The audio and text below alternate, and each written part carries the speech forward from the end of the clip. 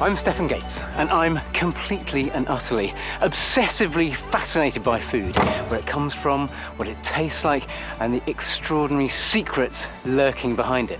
About 10 years ago, I picked up this book in a second-hand bookshop, and I grabbed it and I thought, that looks bizarre.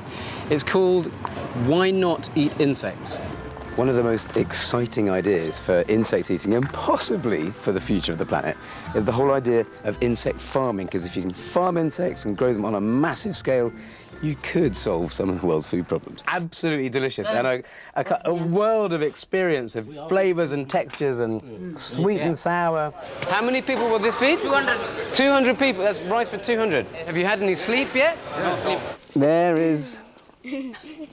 Oh, God, my tarantula.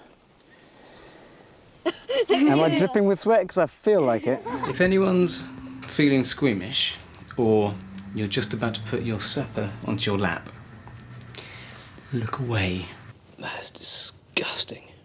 This lava that the whole landscape here is made of isn't the only thing that a volcano spews out when it erupts.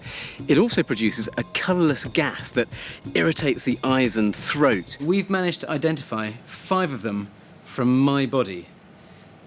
I thought we could take this to one further level and see if we can cook something with them. So in ancient times, if you wanted to eat meat, you'd probably have to kill the family pig, and either you'd have to eat the whole thing in one go, or it would go to waste. Why are we using E-numbers to preserve our meat today? Well, salt does pose a few problems. If you want to preserve meat with it, you need a hell of a lot of it. And that can ruin the taste of our food. You might not give the history of your food a second thought, but the truth is that every time you go to the supermarket, you're buying a little bit of the past. The brilliant thing about food is it's a fantastic way to explain science, and it makes science kind of edible. But what exactly are these preservatives, and how do they work? Is our food really better off with them or without them? There's a bucket load of fun in here. So, some strange powders, and then one very strange ingredient. We need to go from that to that. Do you think this is actually possible?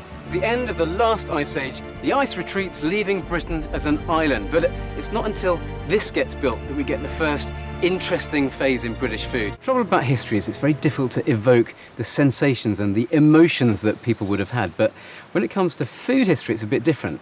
If you want to experience what a Roman soldier experienced, nip down the shops and get yourself some of these. Are you a fan of frozen peas? Prefer fresh, because I grow them. The potato is like a swollen subterranean stem called a tuber, and for the plant, it's like an underground larder. Every single potato is like a power cell for the plant, packed to bursting with starch molecules, and that means it's full of energy. It's like being back in the 80s, like some crazy rave, getting carried away with some beat on and knocking about. Chemistry is in cooking. You know, whenever you cook, you're performing chemical reactions. So, and I've got a few here to show you today. Right. Some of them are a little bit explosive. Basically, you've come to my house with a big pile of poo. I have to get that past my wife, and now I'm going to do a pee on it. That, my friends, is absolutely delicious.